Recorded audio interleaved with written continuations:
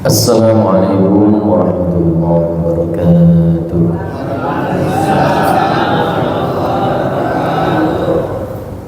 Alhamdulillahi wa kafa, wassalatu wassalamu ala rasulillahil mustafa wa ala alihi wa sahbihi wa man ihtada. Allahumma salli wa sallim wa barik ala sayyidina Muhammad wa ala ali sayyidina Muhammad. Rabbi shrah li sadri wa yassir li amri wahlul 'uqdatam min lisani yafqahu qawli, amma ba'du.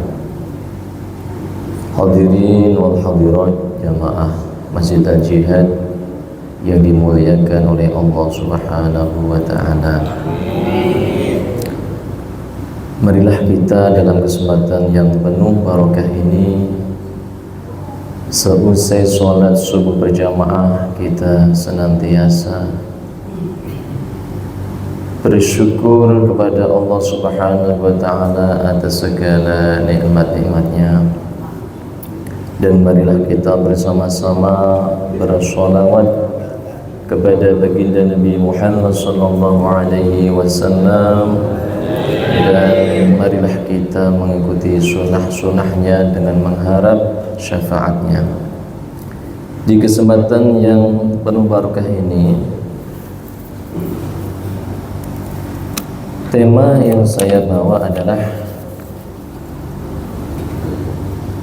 rahasia di dalam sholat 5 waktu.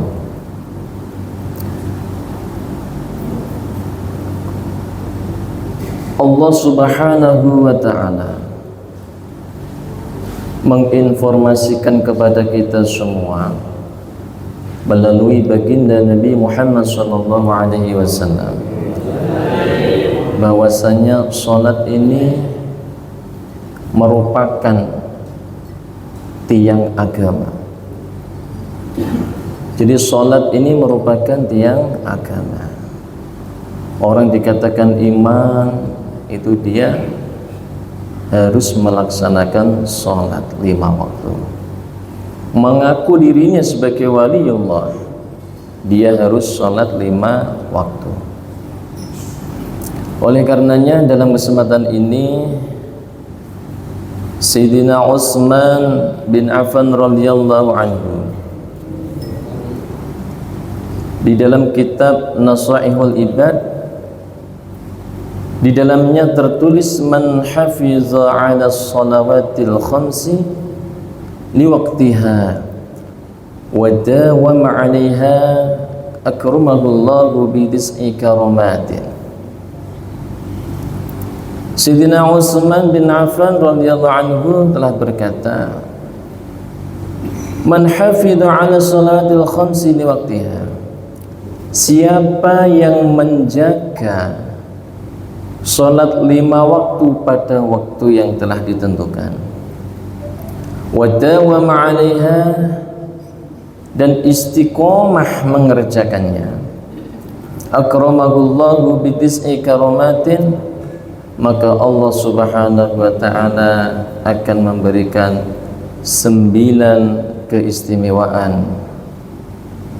Jadi orang yang mengerjakan sholat 5 waktu para jamaah itu ada rahasia-rahasia yang tersembunyi di dalamnya. Maka dalam kesempatan ini mari kita bongkar bersama apa rahasia sholat 5 waktu bagi mereka yang istiqomah mengerjakan. Yang pertama, yuhibbuhullah. Orang yang mengerjakan sholat 5 waktu, dia secara otomatis dicintai oleh Allah Subhanahu wa ta'ala. Seberuntung-beruntungnya manusia itu kalau dirinya sudah dicintai oleh Allah Subhanahu wa ta'ala, tidak sebaliknya. Kalau sudah dicintai oleh Allah Subhanahu wa ta'ala, apa yang menjadi hajat, keinginan, cita-cita kita akan dimudahkan oleh Allah Subhanahu wa ta'ala. Sebagaimana di dalam surah Al-Baqarah ayat 222 yang berbunyi, innallaha yuhibbut tawwabin, sesungguhnya Allah mencintai orang-orang yang bertakwa. Dan orang bertakwa pasti mengerjakan sholat, Tidak ada ceritanya saya takwa tapi nggak sholat, nggak mungkin. Orang yang takwa pasti dirinya mengerjakan kewajiban-kewajiban yang telah ditentukan oleh Allah Subhanahu wa taala, di antaranya adalah sholat 5 waktu mulai dari subuh, zuhur, asar, maghrib, isya. Itu dikerjakan secara istiqomah. Kemudian yang kedua, orang yang istiqomah mengerjakan sholat 5 waktu, dia akan diberikan keutamaan oleh Allah yang kedua, yaitu wa yakunu badnuhu sahihan. Tubuhnya disehatkan oleh Allah Subhanahu wa taala. Jadi kita ini sholat, terkadang ada masalah di dalam sholat kita. Apa masalahnya? Satu, biasanya kita ketika mau melaksanakan sholat, jiwa raga kita belum siap. Betul nggak? Biasanya belum siap. Masih ada gangguan-gangguan pikiran, masih ada sesuatu yang mengganjal. Itulah yang menjadikan sholat kita nggak bisa khusyuk. Banyak pikiran, baru takbiratul ihram saja pikirannya sudah kemana-mana. Ini salah satu diantaranya, ada pengaruh kurang siapnya jiwa raga kita untuk melaksanakan sholat. Lalu bagaimana agar kita bisa melaksanakan sholat dengan jiwa dan raga kita? Harus kita siapkan terlebih dahulu, mulai dari tempat, badan kita, pikiran kita harus betul-betul kita siapkan, karena kita akan melaksanakan sholat dan menghadap pada Allah Subhanahu wa ta'ala. Sehingga apa yang terjadi kalau sudah siap? Muncul ketenangan, kepuasan di dalam kita melaksanakan sholat itu sendiri. Kemudian yang ketiga, orang yang istiqomah mengerjakan sholat 5 waktu diberikan keistimewaan oleh Allah, wa tahrusuhul malaikah. Orang tersebut dijaga oleh Allah melalui malaikat-malaikatnya, mulai dari malam sampai siang, dijaga oleh Allah melalui malaikat-malaikatnya, sehingga setiap aktivitasnya selalu dijaga oleh Allah. Yang tadinya ada niat orang-orang yang tidak benar karena dirinya taat kepada Allah, rajin mengerjakan sholat, istiqomah mengerjakannya, sehingga Allah mengirim malaikat-malaikatnya untuk menjaga keselamatan dirinya.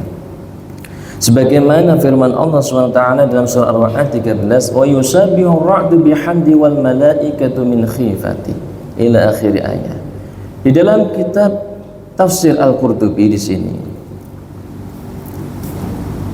beliau menafsirkan bahwasanya orang yang menjaga sholatnya, istiqomah mengerjakan sholatnya, tidak bolong-bolong apalagi meninggalkan, orang itu akan dikawal oleh malaikat-malaikatnya Allah Subhanahu wa ta'ala.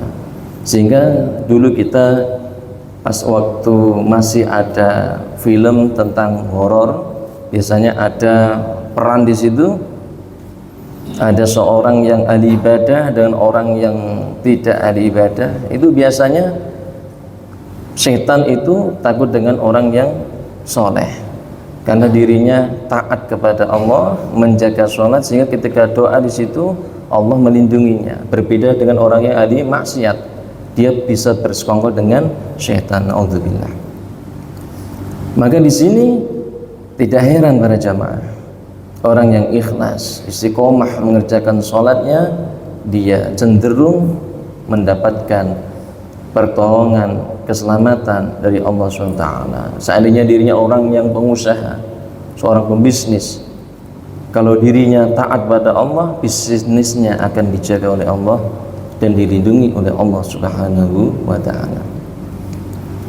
Yang keempat, orang yang istiqomah mengerjakan sholat 5 waktu, wa tanzilul barakatu fi darihi. Keberkahan akan diturunkan fi darihi, di dalam rumah-rumahnya. Di dalam rumahnya akan diturunkan keberkahan bagi mereka yang istiqomah mengerjakan sholat 5 waktu. Jadi sholatnya dimanapun berada, yang penting berjamaah, syukur-syukur dikerjakan di dalam masjid atau dalam mushola atau tempat yang lain. Yang penting di situ bisa dikerjakan dengan berjamaah, sehingga keberkahan yang ada di dalam rumahnya akan dijamin oleh Allah Subhanahu wa taala, sehingga orang yang rajin sholat di dalam keluarga itu akan diberikan ketenangan oleh Allah, keberkahan, rezekinya lancar. Ketika ada orang yang seakan-akan zahirnya kayaknya orang yang taat kepada Allah dan Rasulullah, tapi hidupnya sengsara, ada apa di situ? Biasanya para jamaah yang dimuliakan Allah, orang itu terlihat bahagia atau sengsara itu tergantung bagaimana dirinya menjaga sholat 5 waktu. Kalau orang itu yakin dengan sholat 5 waktu dikerjakan dengan istiqomah, dengan ikhlas, dengan yang terbaik, ketahuilah Allah akan memperbaiki kehidupanmu. Dan mustahil ketika ada orang yang taat tapi sengsara dalam kehidupan dunianya. Pasti ada masalah dalam sholatnya. Oleh karenanya sholat ini betul-betul kunci dalam kehidupan. Apapun solusinya itu bisa diselesaikan dengan apa? Kita memperbaiki sholat kita. Itu tadi di awal, kita harus siap menghadirkan jiwa raga kita bahwasanya kita ini akan sholat dan menghadap kepada Allah Subhanahu wa ta'ala. Mustahil pula ketika orang bisa khusyuk tapi tanpa ada persiapan. Bajunya kotor, tempatnya perisik dan lain sebagainya, tidak akan bisa mendapatkan kekhusyukan, ketenangan, kebahagiaan setelah dirinya mengerjakan sholat. Yang ada malah marah-marah. Nah, inilah yang harus kita perhatikan terlebih dahulu sebelum kita mengerjakan sholat 5 waktu. Yang kelima para jamaah, wa yunzaru ala wajhihi sayma'us shalihin. Orang yang istiqomah mengerjakan sholat 5 waktu, nampak di raut wajahnya itu tanda orang yang soleh. Kalau orang itu baik, rajin mengerjakan sholat, di raut wajahnya itu kelihatan, oh ini wong sing sholat iki. Ada misalnya panjenengan jalan-jalan kemudian mampir di tempat orang jualan, di situ orangnya kok taat, orangnya soleh, rajin mengerjakan sholat, tidak meninggalkan sholat, itu aura wajahnya akan nampak bersinar, bersih, bahagia. Karena apa? Wajahnya selalu dibasuh dengan air wudhu dan mukanya selalu menghadap kepada Allah Subhanahu wa ta'ala, sehingga nanti di hari kiamat ada wajah-wajah yang bermacam-macam, ada yang bersinar bercahaya, ada yang gelap gulita, tergantung bagaimana dirinya menjaga sholat 5 waktu. Yang keenam, wa yulayyinullahu qalbah. Orang yang menjaga sholat 5 waktu dengan ikhlas, dengan istiqomah, wa yulayyinullahu qalbahu, hatinya dilembutkan oleh Allah. Hati yang dilembutkan oleh Allah mudah menerima nasihat, masukan, tidak anti kritik. Ini kalau hatinya dilembutkan oleh Allah Subhanahu wa ta'ala melalui jalur istiqomah menjaga sholat 5 waktunya. Maka kita tidak heran, banyak sekali saudara-saudara kita sholat, tapi ketika ada sesuatu yang salah pada dirinya, ada saudaranya yang cinta kepada dirinya, diingatkan, tapi tidak malah lebih baik, tapi malah menolak. Nah, di sini ada kemungkinan di dalam sholatnya itu masih belum betul, mulai dari rukun-rukunnya, sunnah-sunnahnya, wajib dan lain sebagainya, apakah sudah sesuai dengan ketentuan-ketentuan syariat yang berlaku, ataukah hanya sekedar gerakan belaka tanpa ada tujuan, tata cara yang benar. Oleh karenanya di dalam sholat itu kalau kita kerjakan dengan penuh keikhlasan istiqomah, pasti akan memunculkan hati yang lembut, tidak sebaliknya. Yang ketujuh, wa yumurru ala sirati kal barqil lami'i wa yamurru. Orang yang istiqomah menjaga sholat 5 waktunya, nanti di hari kiamat, di akhirat, dirinya ketika melewati jembatan Shiratal Mustaqim tidak lambat, tidak gagal, melainkan secepat kilat para jamaah. Sebagaimana ketika kita menyaksikan ada kilatan cahaya petir jet gitu, nah itu bahkan lebih cepat lagi daripada kilatan petir, secepat kilat ketika kita melewati Shiratal Mustaqim, jembatan nanti di akhirat.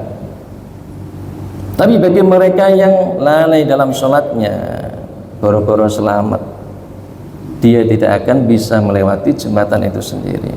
Bahkan sebelum mancik, sebelum masuk, memulai naik di jembatan, dirinya sudah banyak sekali masalah. Oleh karenanya ketika kita menjaga sholat 5 waktu dengan sungguh-sungguh, pasti Allah Subhanahu wa Ta'ala akan menolong kita dan perjalanannya akan dimudahkan secepat kilat. Yang ke-8 para jamaah, wa yunajjihi Allahu minan nar. Orang yang menjaga sholat 5 waktunya dengan istiqomah, Allah memberikan keistimewaan kepada orang tersebut, dia akan diselamatkan oleh Allah minan nari, dari api neraka. Berarti ada jaminan ketika kita melaksanakan sholat 5 waktu, syukur-syukur di masjid, itu ada jaminan para jamaah kita akan terbebas dari neraka. Ini dijadikan motivasi kita semua agar kita ketika mau melaksanakan sholat ada kebahagiaan-kebahagiaan, ada harapan-harapan di kemudian hari, kita pasti akan diselamatkan oleh Allah dengan sholat yang kita kerjakan. Maka jangan tinggalkan, mari kita kerjakan para jamaah. Sebagaimana hadis Nabi Muhammad SAW, inna awwala ma yuhasabu bil abdu yaumal qiyamati min amali sholatuhu. Pertama kali manusia ketika dibangkitkan oleh Allah dari dalam kubur, pertama kali yang ditanya, yang dihisab oleh Allah, bagaimana sholatmu, tidak bagaimana banyaknya hartamu, apa pangkatmu, tidak, tapi bagaimana sholatmu. Kalau hidup di dunia ini hanya sementara, tapi yang ditanya oleh Allah pertama kali, bagaimana sholatmu. Fa in salahat faqad aflaha wa anjaha. Kalau sholatnya dikerjakan dengan baik, dengan maksimal, dengan keikhlasan, istiqomah, faqad aflaha wa anjaha, maka sungguh dia termasuk orang yang beruntung para jamaah. Orang yang beruntung menghadapi yaumul hisab selamat, aman, menghadapi yaumul mizan aman, menghadapi mau melewati Shiratal Mustaqim selamat. Karena apa? Sholatnya dia jaga betul-betul, dia tidak tinggalkan.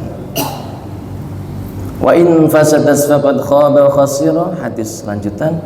Tapi jikalau sebaliknya, wa in fasadat faqad khaba wa khasira, jika sholatnya lalai, sembrono, bolong-bolong, bahkan meninggalkan dengan sengaja, faqad khaba wa khasira, maka dia termasuk orang yang celaka. Na'udzubillah summa na'udzubillah.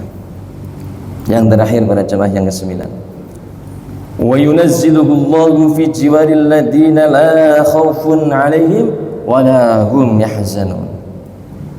Orang yang istiqomah mengerjakan salatnya dengan penuh keikhlasan kepada Allah Subhanahu wa taala, dia nanti akan dikumpulkan bersama orang-orang yang saleh, bersama para anbiya, bersama syuhada, bersama orang-orang yang soleh para jamaah. Kalau dirinya istiqomah mengerjakan sholat 5 waktu. Oleh karenanya dalam kesempatan yang penuh barokah ini, marilah para jamaah kita serius dalam mengerjakan sholat 5 waktu. Tampilkanlah sholat kita yang terbaik di hadapan Allah Subhanahu wa Ta'ala. Pakailah pakaian yang terbaik, gunakan parfum yang terbaik, karena kita akan menghadap pada Allah Subhanahu wa Ta'ala dengan harapan kita ini semuanya menjadi orang-orang yang selamat, beruntung dan sukses dunia akhirat. Amin Allahumma amin. Karena waktu yang membatasi kita semua, kita cukupkan. Mudah-mudahan apa yang saya sampaikan ini menjadi catatan dan renungan bagi kita semua. Mudah-mudahan sholat kita nantinya lebih baik daripada yang sebelum-sebelumnya atau sesudah-sudah. Amin ya rabbal alamin. Demikian, kurang lebihnya mohon maaf. Allahul muwaffiq ila aqwamit thoriq. Assalamualaikum warahmatullahi wabarakatuh.